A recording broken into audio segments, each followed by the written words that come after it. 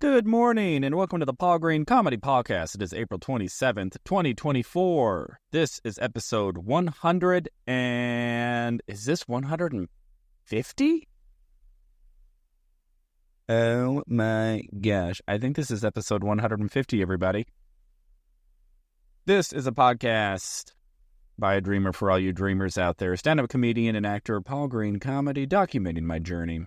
So, those of you following the podcast know that I have been in Hollywood, California all week, doing a run at the world-famous Magic Castle, playing piano for an incredibly talented magic improv musical duo called The Charlatans. My buddies Bill Cott and Dave Cox, who are just incredible performers and actors and singers and musicians, and they're just incredible human beings, and I'm so grateful that I get to perform with them periodically throughout the year. We'll usually do one or two runs of this show that they created from scratch, which is this fun vaudevillian kind of musical film noir type, kind of a dinner theater feel magic show that I play piano for, and it is so much fun. And yeah, so I've been doing that. So we did 3 shows last night, and they all went just super well. They were so much fun. I had an opportunity also to hang out with another comedian friend of mine whose name is Josh Nassar, who has been incredibly successful on social media. You all should check out Josh Nassar. He has just a really fun internet personality and has been very successful. And he's actually coming to Arizona to do a comedy show on May 11th, which I will have the pleasure of opening for him. So very much looking forward to hanging out with Josh and doing a show. And yes, I got to grab lunch with him, and we'll also be hanging out with him later today. So, I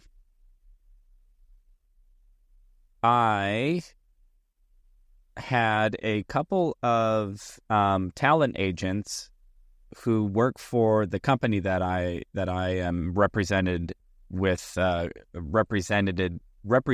by. Bit of a tongue twister there. So I am repped by an agency here in Los Angeles, but I'm only repped in their commercial division.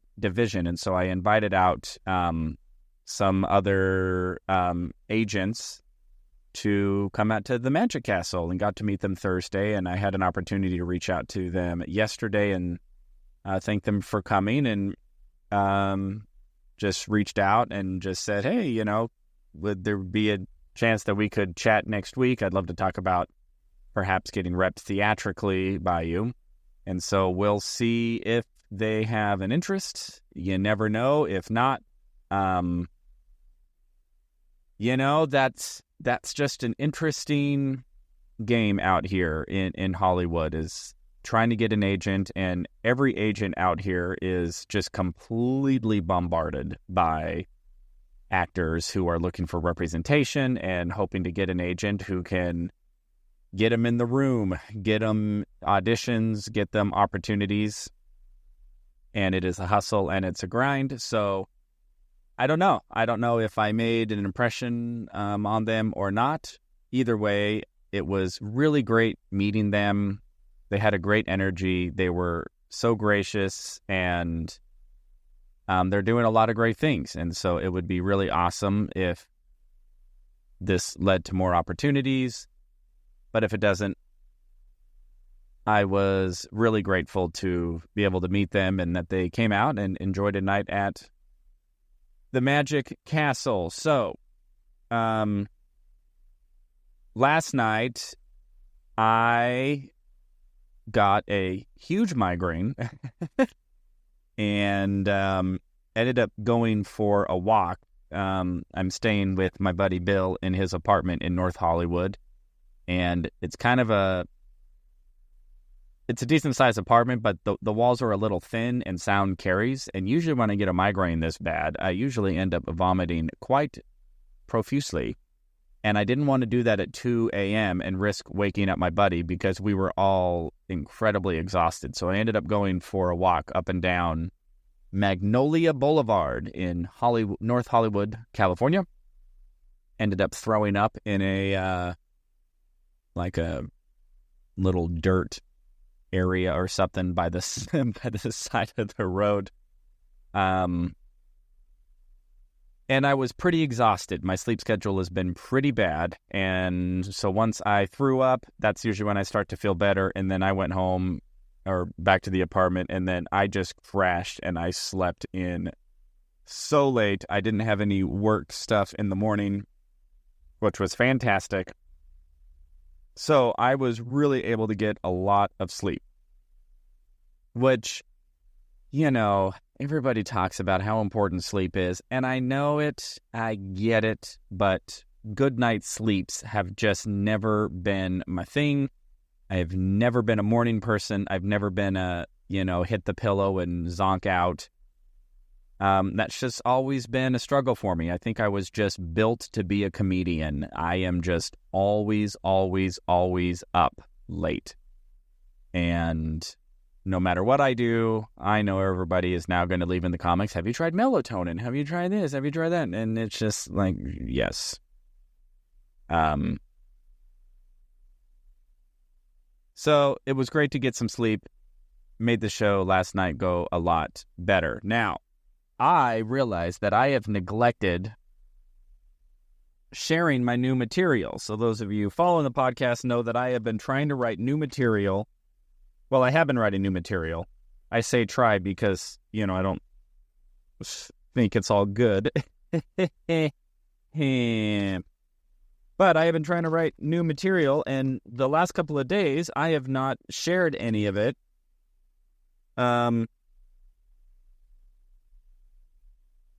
So I am going to share some new joke ideas that I have been writing and trying to work on. So, here's the first idea. I wrote this one a few days ago, and I don't even really know what I'm trying to do with this. So I'll just read what I have written here and see if it makes sense. So I was at a diner recently and, got a hamburger and fries.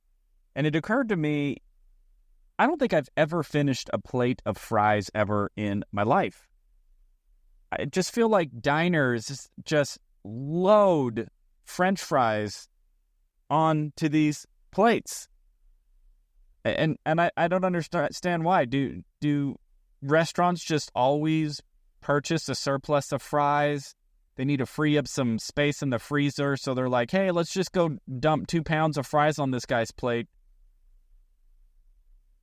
I just can't tell you how many times I've been at a diner with other people, and everybody is just trying to pawn their fries off of everybody else. Hey, have some of these fries. Hey, I'm not going to finish these fries. You want some of these fries? It's like, no, because we all have fries too that we're not going to finish.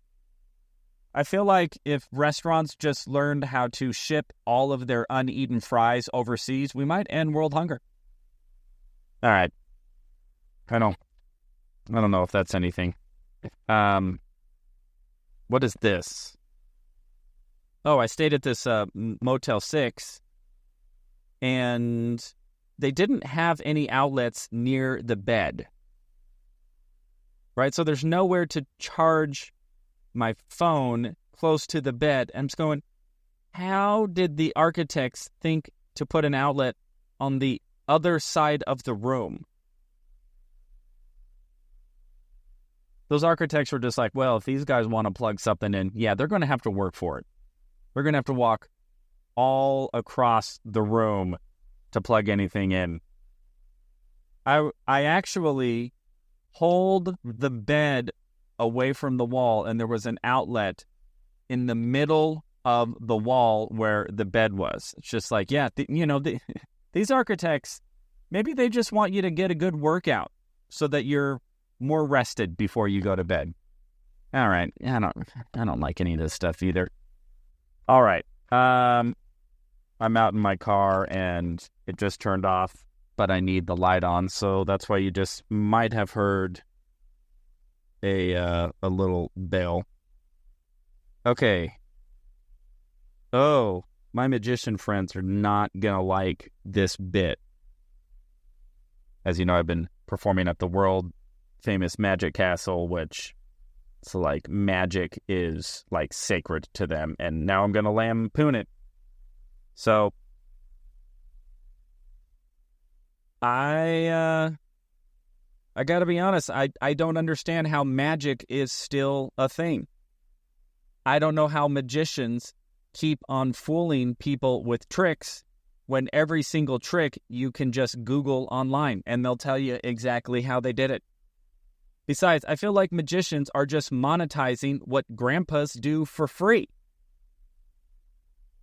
You know, my grandpa used to pull a quarter out of my ear all the time, but he was never like, oh, look it, here's a quarter. Now give me $5,000, please. Anyway. I don't think I got anything else more than that. What is this? Oh. Yeah, I don't get why we're still spending taxpayer money on the United States Postal Service. Do we really need to rely on the federal government to send all of that paper recycling? I'm pretty sure that 90% of every household's recycling bin has stamps on it. You know, I looked it up. The USPS operating budget is $85 billion. That seems like a lot of money. Maybe those sexy mailman shorts are Gucci, I guess. All right. Well, that's all I got. Oh my gosh, I want to tell this really random story. So, a couple of days ago, for those of you who follow the podcast, I shared this joke about the Lord of the Rings, and I talk about how the Lord of the Rings movie doesn't make any sense because, you know, Frodo has to go through this perilous journey, but then at the very end of the journey, Gandalf summons these eagles who just pick Frodo up and fly him back home. And ultimately, my joke is, why didn't Gandalf just summon the eagles at the start of the movie and just fly Frodo over to Mount Mordor so he could just throw the wing in and then fly him back? So I shared that joke, and it's actually a joke that I wrote about 10 years ago, but I never really kept it in my set. I think I may have only told it once or twice. So last night at the magic show, so the two magicians who I'm talking about, they incorporate a lot of improvisation into their act. And what they do is they play pretty much this improv game called Lines from a Hat, where they have the audience fill out a bunch of lines of dialogue, and then they read those lines of dialogue throughout their show. So in the show, Dave, the magician, reads this line of dialogue, and it's a quote from Lord of the Rings. And I think it might be the quote where Frodo says, like, I'll take the ring. And then Dave, as a joke, goes, so now we know that we're quoting Lord of the Rings. And then he goes, yeah, I'll take the ring, even though evidently Gandalf has eagles, and he could have just flown me to Mordor and then flown me back, but I guess I'll carry it. Which is exactly the punchline of my joke. And it totally blew my mind. I'm going, I literally had that bit written in my notebook, which I had with me, by the way. And I was just going, wait, did I talk to Dave? Did I tell him that bit? Because the way that he said it was the exact premise of my bit. So after the show, I pulled him aside. I was like, David, did we talk about that Lord of the Rings bit? He goes no. He goes, I wrote a joke like that when I was doing stand-up comedy, which was 20 years ago. And it just blew my mind. And I just said, Dave, I wrote almost that exact same joke, or at least that exact same idea, in a joke that first of all, I wrote 10 years ago, and then I have resurrected recently, and I literally have it written out in my notebook.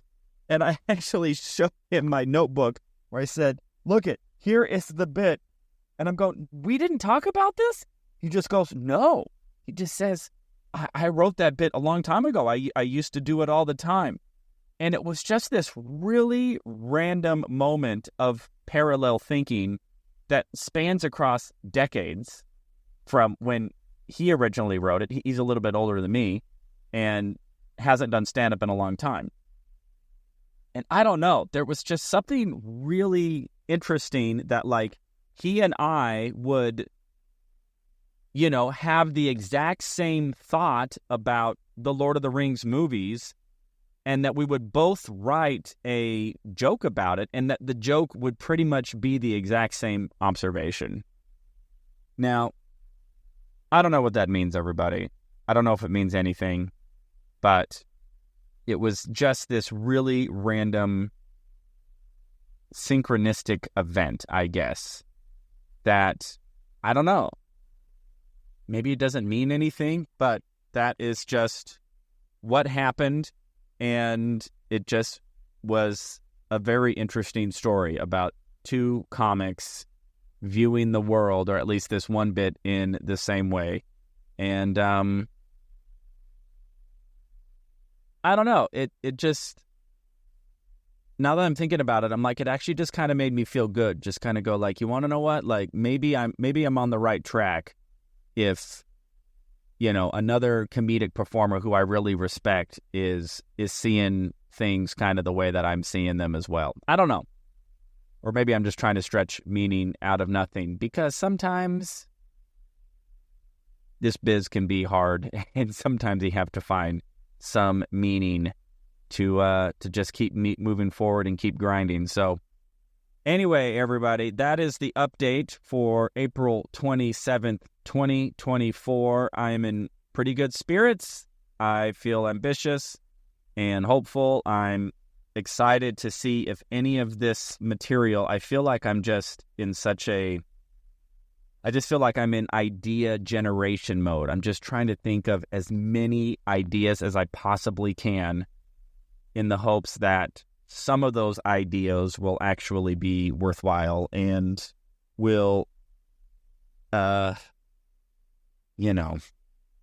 start to feel like ideas that I can start to build my new set around. So that's what I'm up to, everybody. I hope that your dreams are going well. You're finding motivation. You are, feeling good, feeling ambitious. I know there can be some dark days, and I hear you, and I feel you on that. And let's keep moving forward, keep being ambitious, keep taking calculated risks, keep trusting in ourselves, trusting in our dreams, and enjoying the process as we move forward. All right, everybody, I love you all so much. Thank you for listening, and I will check in with you tomorrow.